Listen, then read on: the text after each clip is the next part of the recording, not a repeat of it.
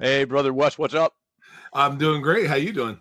Yes, it's a great day. It's a great day because we get to do what we love and love what we do again, don't we? They're all good if you wake up above the ground. That's what I have found to be a very true fact. So yeah, but we are doing what we love and we're above ground, so life is So good. life is good, and we're gonna chat with a guy now. It's just a great guy. I had a nice conversation a few weeks ago, introduced by another one of our friends of the show, and become a friend in general, Hugh Hornsby. Gerard Norman is going to jump on, and we're going to chat all kinds of things about being a father and a growth test. That I would say easy for me to say, a growth tactician and an AI guy, and I don't know whatever else he wants to talk about. So Whatever it was you said. whatever I said, I don't even know what I said, but it sounded good when I said it in my head. Yeah, it went together. I don't know what it was, but it flowed together. Well, I Well, have a let's lot of things that get go to know. together that I have no idea what it is. Yeah, well, I made a career out of that. all right. Well, let's get to him. Let's do it. All right.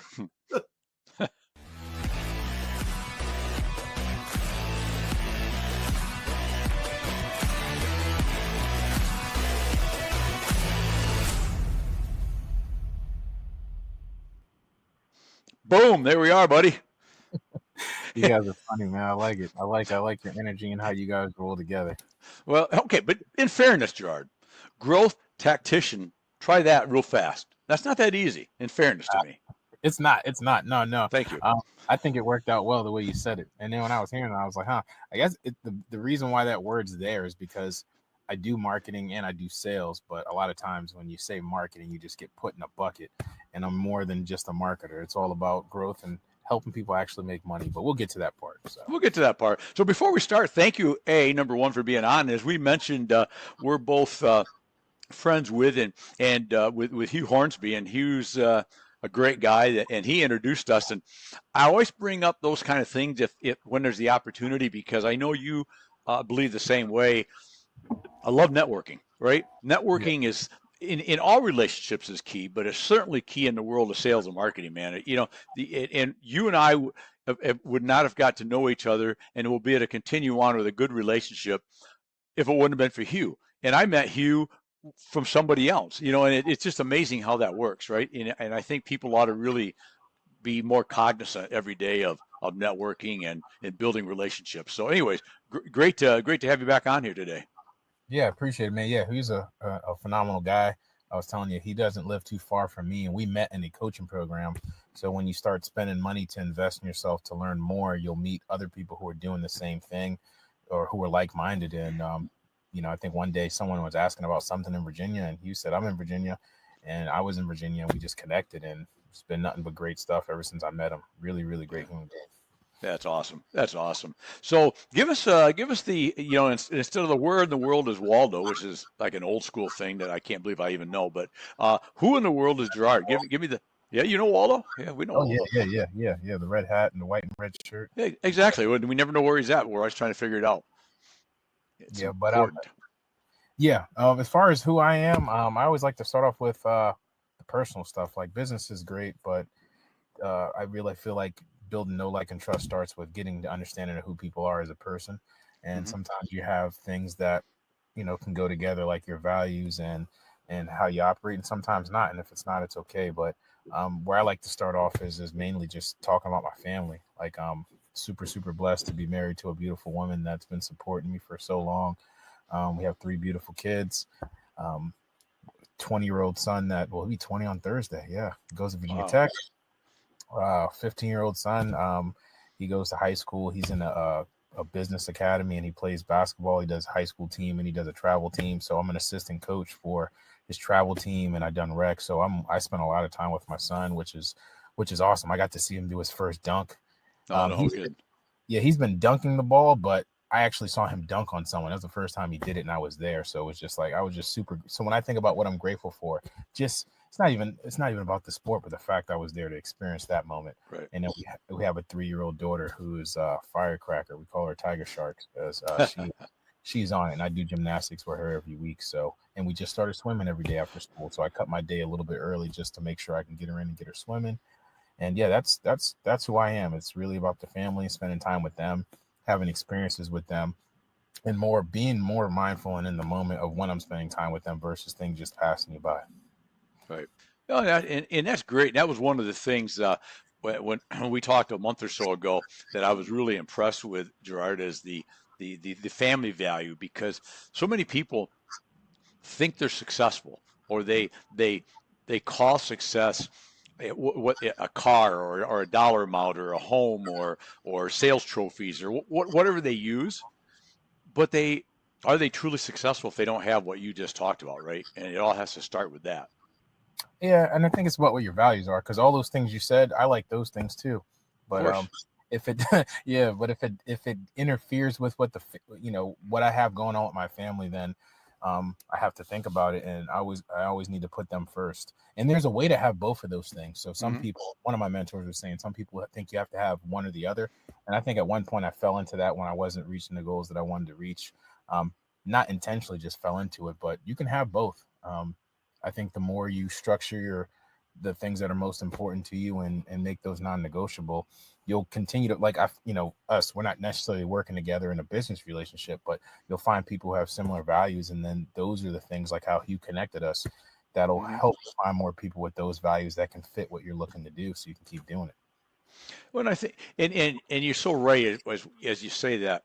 What I really enjoy is these opportunities to continue to be on the outlook for people um, that have that same mindset, that same growth oriented mindset, that same family, find that right balance mindset, because you want to be around winners. And I don't mean to say that as winners and losers, as if you don't do these things, you're a loser. You may be not a loser at all. You're not a loser because if you're really good at working at McDonald's and that's your thing, that's not being a loser. That's fine. Yeah. You're good family man. You're doing the right stuff. But what I'm saying is that based on the the the level that you want to operate at, or what you want to do, you need to be around like-minded people. And what I really like, and I'd love to talk about this, is we get into groupthink a lot in our industry. So in the industry I am, um, I probably learn more from people like yourself, people like a Hugh, that are leaders and they're motivated, but they're not in the same industry as I am, because in the same industry, it's important, obviously, but we all have a certain amount of groupthink, right? And we Yeah. can't get away from that. We see certain things the way the industry sees it, and almost by osmosis, we tend to gravitate towards the way the general group in our industry thinks, and that's not bad. But I learn more and become better at what I do, getting to know and spend time with people like yourself, like you, that are outside of my industry, because what you do and what Hugh does elevates my game just by talking to you, just by being around you, just by observing you. What do you think about this? Does that make sense? Oh yeah, I think it makes total sense. There's a book called Outsiders, and I never actually read the whole book, but they say that a lot of times when people come from a different industry into another industry, they just have a different lens, and it's not all about we're doing this because that's how it was always done. Mm-hmm. Obviously, you come in and see how things are always done, but you can objectively say, well, what if we did it this way, or what if we eliminated some things, or what if we streamlined some things? So by you being around different people and opening yourself up to that, especially with this podcast that you have and the show, you get to meet so many different people from walks of life, and it just, like you said, you're coming in with tools. Like if you just stayed in your industry, you probably wouldn't learn the majority of stuff that you're learning, because you're outside talking to people outside of it. And I find that, like, some of the industries I work in, I work in a rent to own industry, and there's some things that they do where that's just how it's always been done. So as some of the people are accepting to the new ideas, and the ones that are, feel like they're really taking off, because they're not just going with what everybody else does. They're thinking outside the box. And that's essentially what these connections do. It help you to think outside the box and improve on some of the things that you're already doing. And then you can do the same thing with us. Like being around you lends different things to us as well. So it's like continuous circle of giving and receiving versus it just being a one-way street, which I really like. I like that, and there's the generational is important too, and that's an area that I think um, guys my age, and I'm well older than you, because I think when we talked, you're somewhere in the neighborhood of my oldest son's age. Um, so no age jokes, buddy. Just easy. No, Uh, when we talked, I thought you were. I didn't think, when you told me your age, I didn't think you were. I thought you were a lot younger than that. Just, and granted, we were on the phone, I didn't see you, but even then, it looks like you take great care of yourself. Your energy is real vibrant, and you're as young as you feel. So Exactly. It's just a number. It's a number. And but with that said, we had and you met Wes, my producer, director, buddy, pal, friend, bodyguard, food stealer. I always have to say that because he's sitting there right now shaking his head. But anyway, his daughter's into social media world, and she we had her on the show one time because I think it's really interesting to take somebody of my age as a boomer, and I can't even remember what all these different generations are called and where they break, but she's in that early 20 stage, whatever that is. What is that? I don't even know which one I am. I just Whatever. It's something. But my point is, I think it's easy for somebody my age to say, "You're just a kid. What do you know? Right? You don't know anything. I know everything because I'm old." And a kid going, "You're just an old guy. You're just way out of touch, right? You don't know." And I think there's so much to be learned generationally too by listening both ways. yeah. Because usually it's always considered, well, hey, listen to your mentors, listen to the older folks that's been around and seen it all. Great value to that.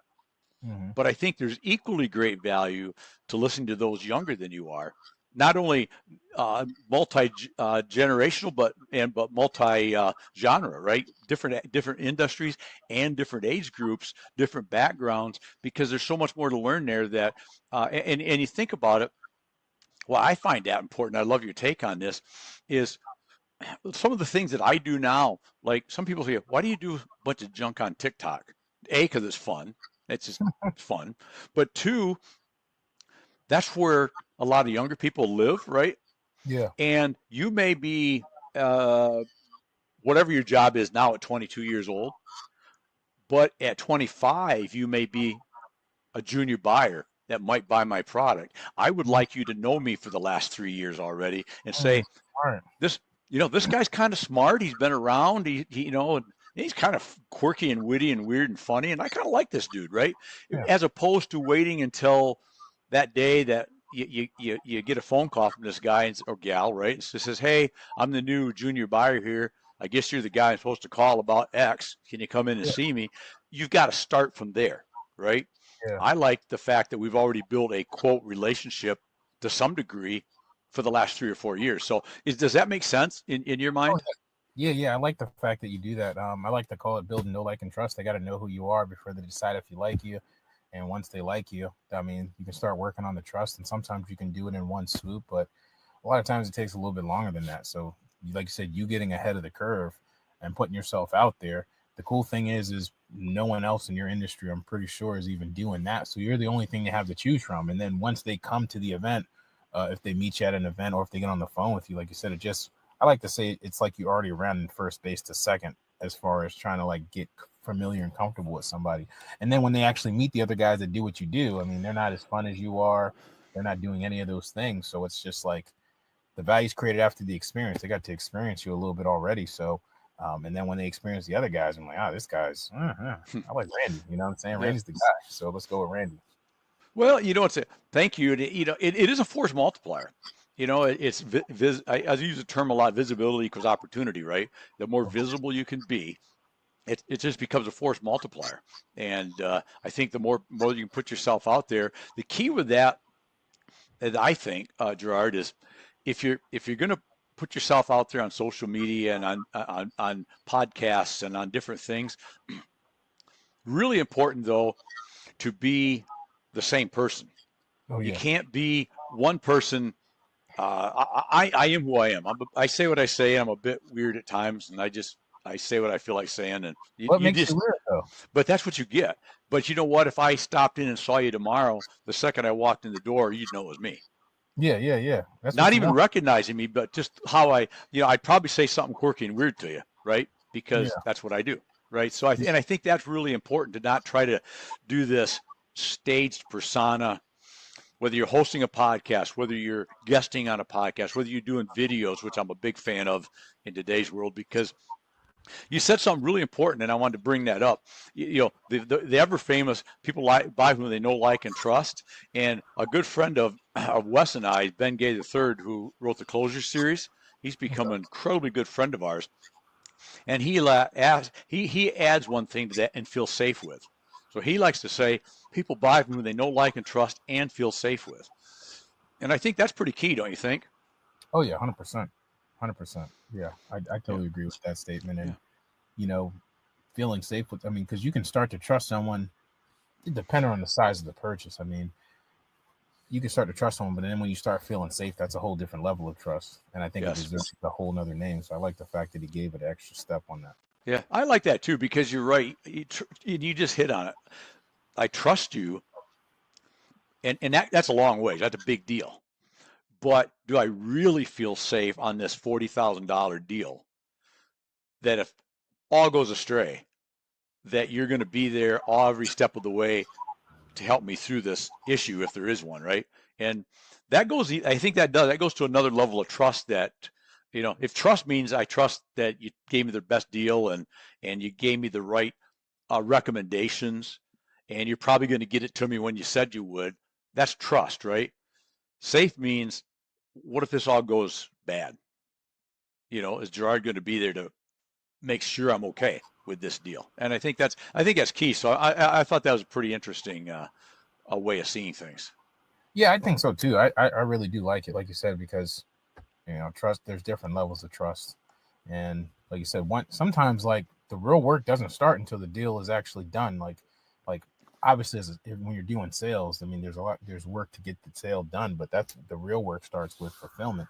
And what happens a lot of times too is the sales guy really just peels off, especially a bigger company. It's like they'll sell something, they develop the relationship, and a lot of times they'll peel off and leave it on the account managers or client experience, whatever it is. And it's not that they can't do a good job, but that's not who they built the relationship with. And if your Right. stuff's heavily driven on relationships, the sales guy doesn't have to be at every piece of the process, but definitely should be checking in, making sure they feel safe, like you said, and not making them feel like a burden when they reach out to you versus their account manager.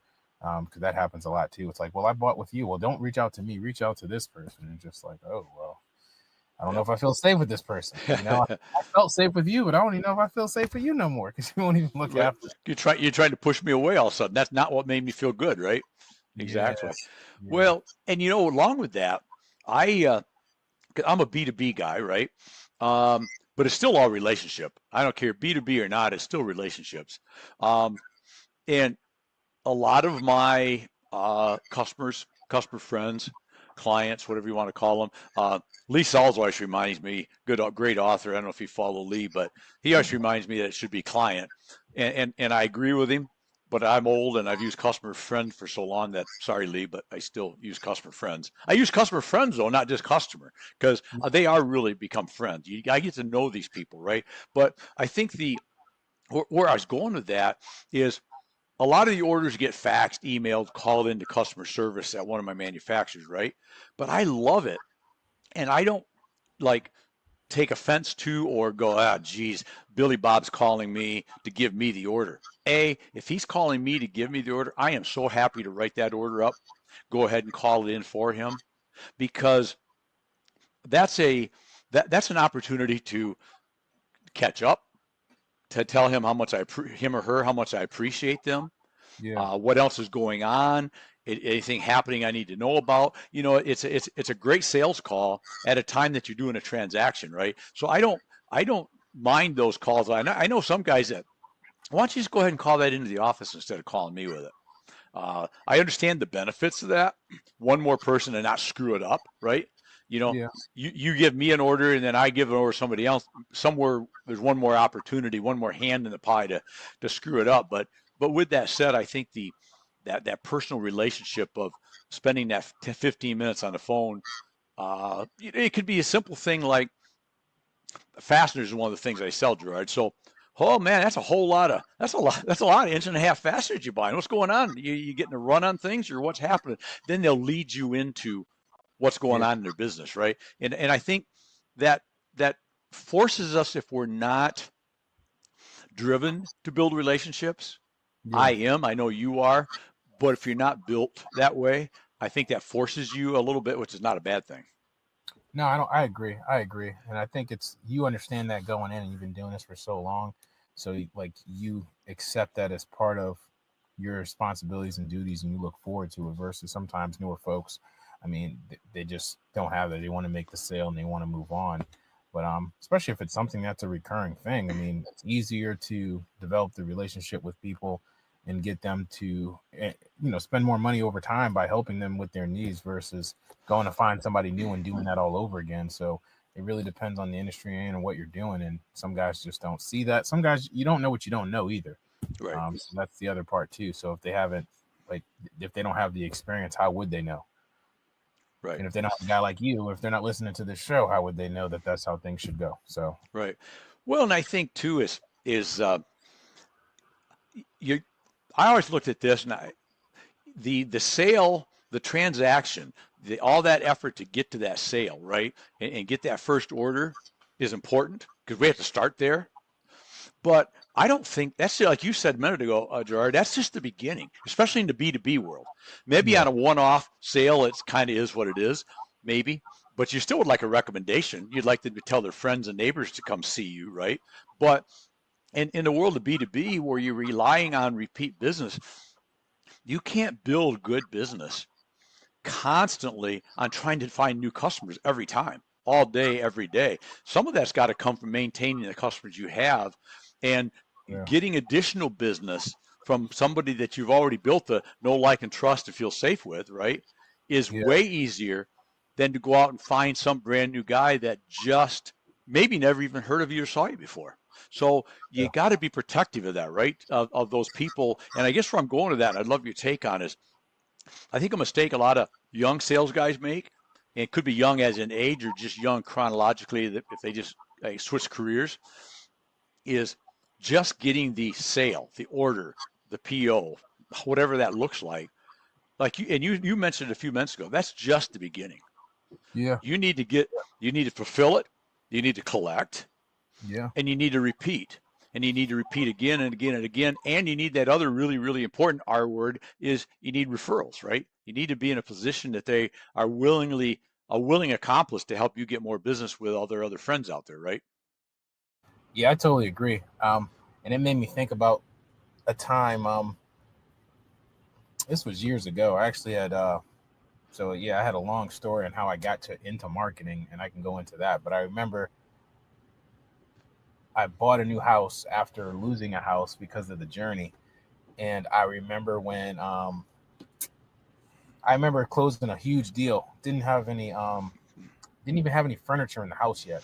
It was literally just bare, and I was sat on the floor and closed that deal, and I thought I would be excited because I remember all the times where I didn't have anything. And I mean, granted, I was going to deliver on what I said I was going to do, but it made me realize that, oh man, we got to fulfill on this. And there's a lot of work. There's a lot of things that go into this. And we did those things. But then it made me realize in that moment, that journey I was on right then is that I didn't really want to continue going down that path because I wasn't excited about it. Like if a check that size isn't going to excite me, then that means I'm doing the wrong work.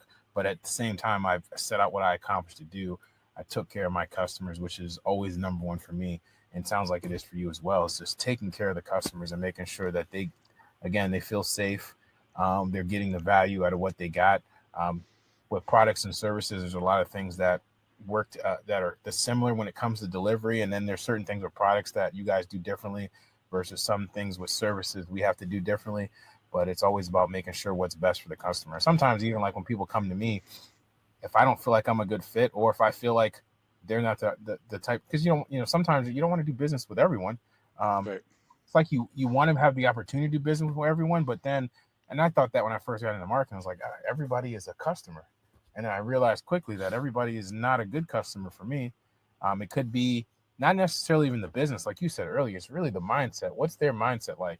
Have they put in the work to understand where they need to be and what they need to do in the business? Are they investing in themselves?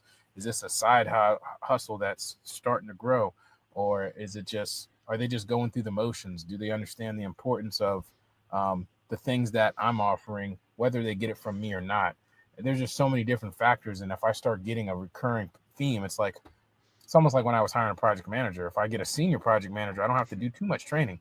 But if I get a junior one, they know how to project manage, but they don't know how to project manage by themselves. So it's just like, do I want to get someone who's junior in business to work with and try to grow them and use all our resources, or do I want to find the right folks? And I find myself in those situations, and that's when I'll say, well, here's someone who caters to working with people who are more along this lines. And it's like, well, yeah, they don't give referrals, which I love referral fees. I like giving referrals fees out.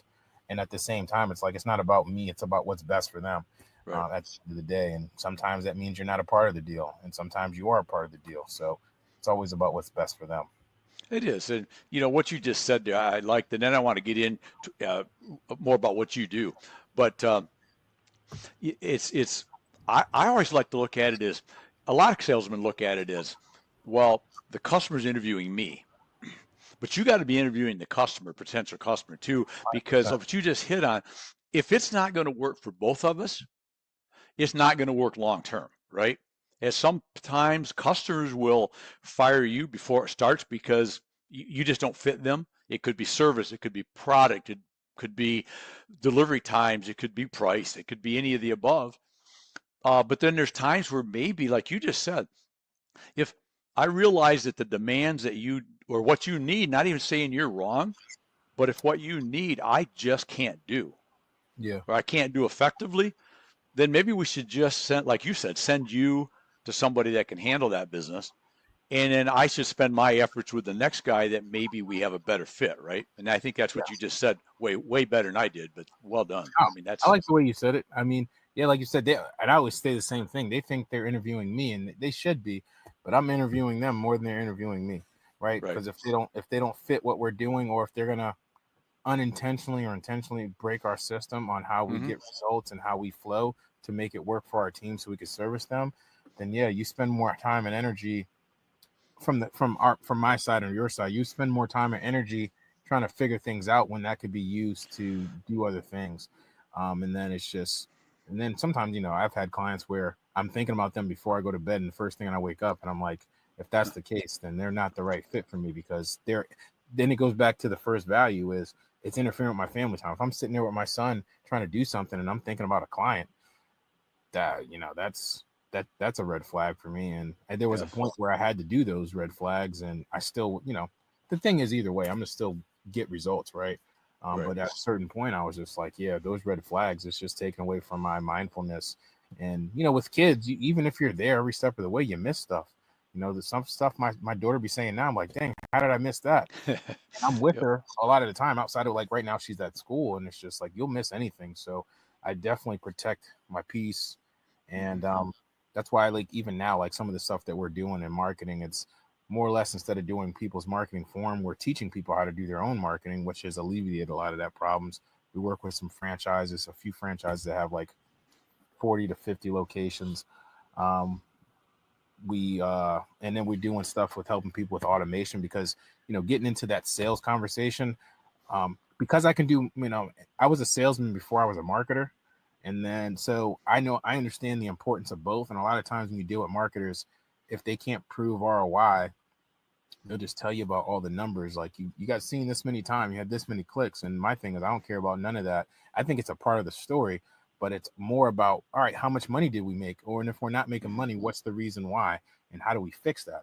So, for me, helping people with ads over the years, I think we've been doing this since 2017. We realize one of the biggest challenges that most businesses have is follow-up. They'll get new leads coming in through their website. For some, a lot of people don't get nothing through their website.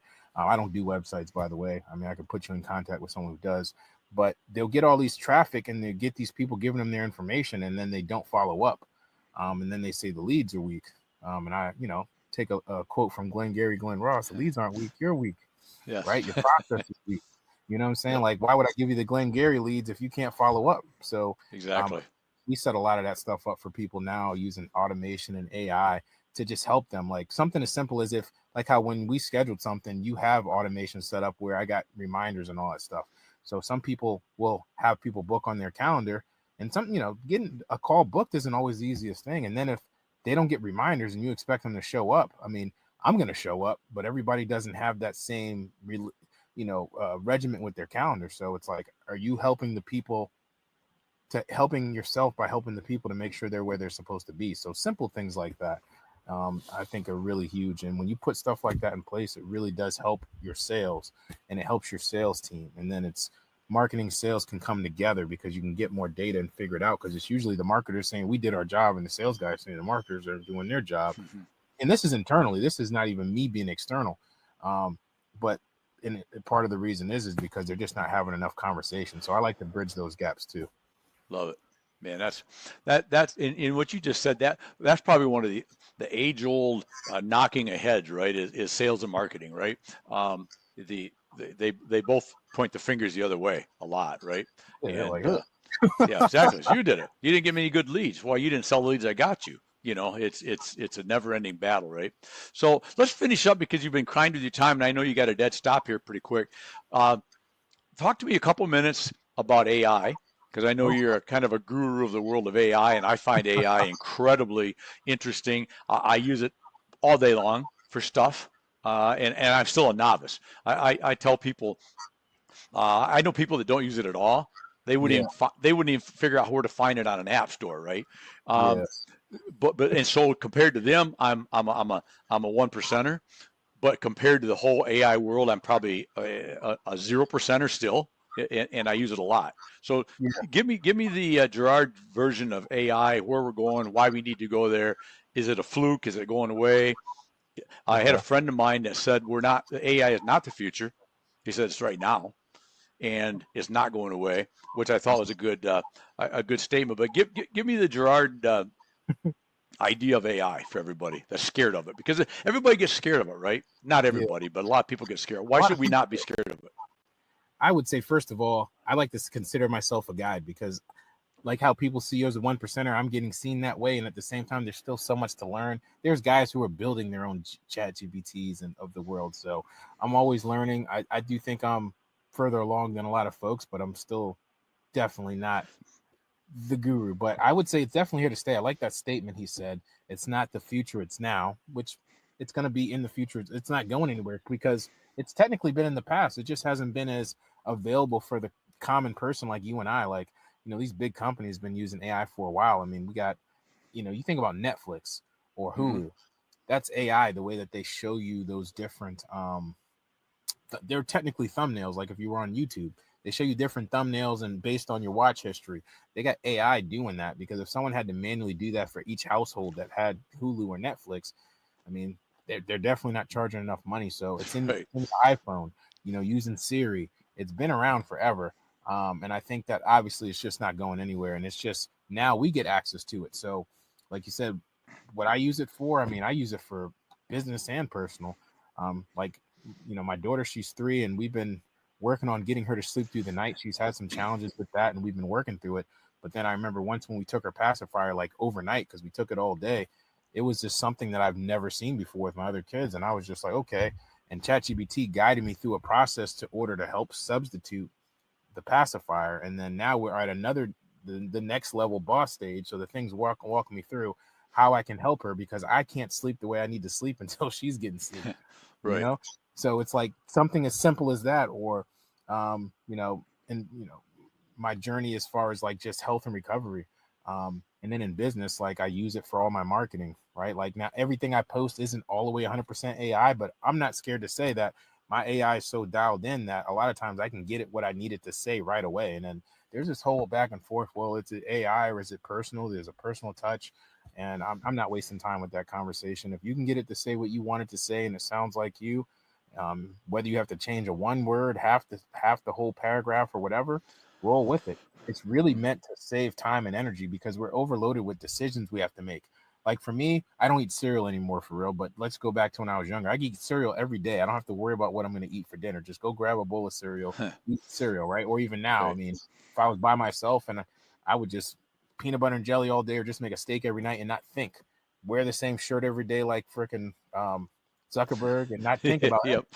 But when you got a family, you know, they got all these preferences and your wife's like, what are we going to eat tonight? And there's all these different things that are happening, right? So there's all this decision fatigue you got to make in your life. So the less decisions I have to make, and I can get further down the track. So let's say a decision's from here to here, but ChatGPT gets me here. That's how much energy I save, just like your cell phone. It only has 100% and it's going to wear out. Let's say you don't have a charger. It's going to die down. So I'm thinking the same thing with my decisions. How can I get as close to making a decision? And it's almost like I have people working for me and I just get to sit at the top and say, okay, I like this. I don't like this. and then decision fatigue is gone and we move on. So I think from that standpoint, it's a phenomenal tool. And then when you can start tying it in with your marketing and personal, and the one thing that I met with Hugh on was this AI mastermind thing I do is basically teaching you a different operating system, because I feel like most people, they have personal problems that show up in their business, but they keep thinking it's business. And I ran into this for so many years. It's not business. Like, I'm not the hardest worker in the world, but I'm known for being one of the hardest workers in the world. So it's not that. There's subconscious beliefs, whether you know them or not, that are holding you back. And if you keep thinking it's work hard on this, and you're not getting where you want to go, it's because you haven't stood back and looked at what's holding you back and worked on that. You can do it with therapists, and you can also do it with AI. So I've been teaching people how to do that. And we have over 60 video testimonials on that, way more people that took the class. And the same response we get every time is like, oh my gosh. And that feels better to me, helping people break those chains versus even helping you make, we help people make tens of millions of dollars running ads. That was great. I like helping it. I'm creating jobs. I'm helping families, but that transformation, because I know what it did for me being stuck. That's what I'm most excited about, is all the different ways you can use AI. So I hope that answered your question. It did. And you just, because of time, I want to be cognizant of your time.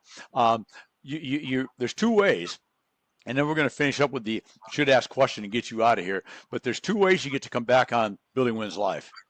Is you're so bad that we got to give you a second shot, or you're so good and there's so much more we could talk about that we need to continue. So, I need to have you come back sometime. I hope you'll do that. I will. Love that. I will do this. Beautiful. So, should ask question. What do you wish, just out in your business life, your personal life, whatever, you talk to people and you go, you talk and you talk and you talk, but you just wish they would ask you this question. They never do.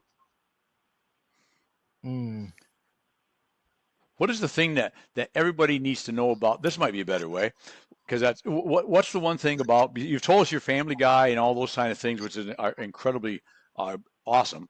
What's the one thing about Jeraud that somebody ought to know?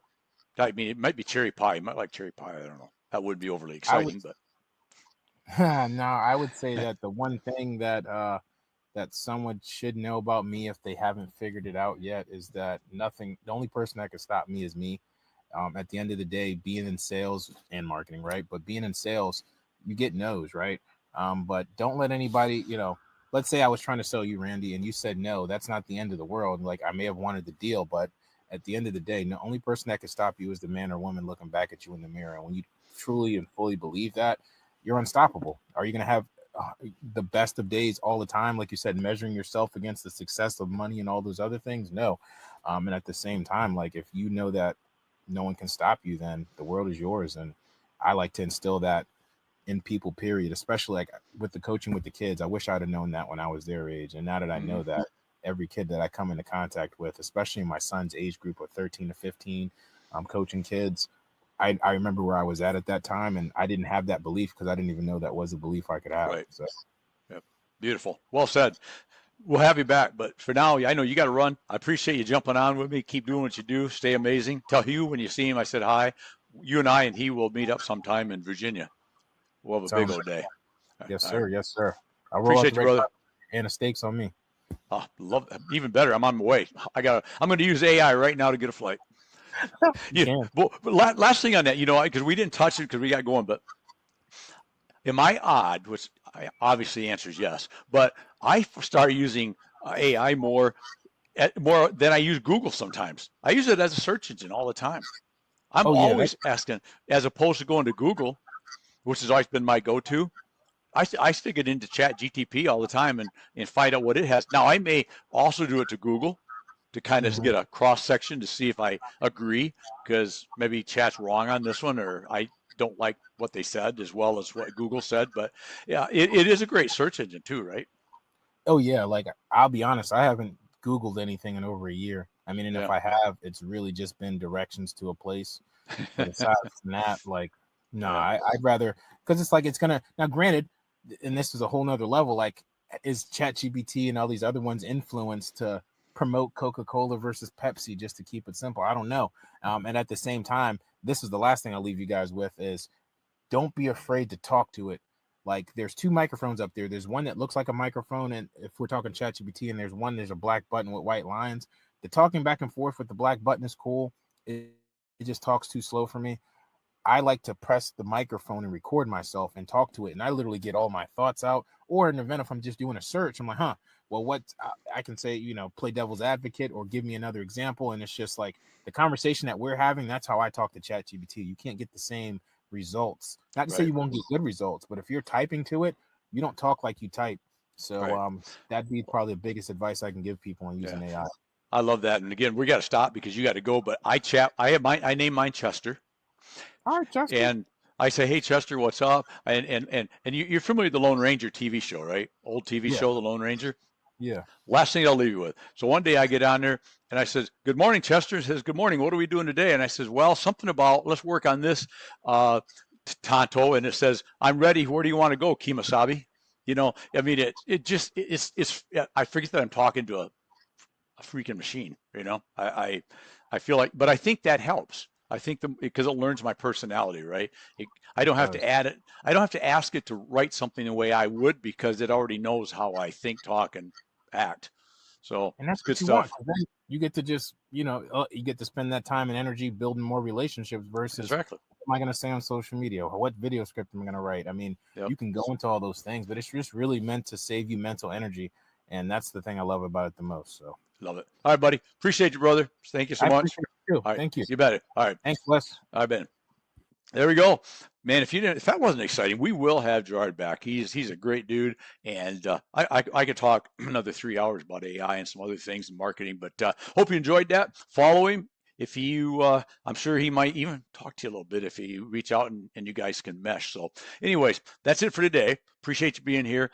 Just another day. I love what I do what I love. Remember, we go around once in life, so live it, love it, own it, and go make today your best day ever. Till tomorrow. Cheers, my friends.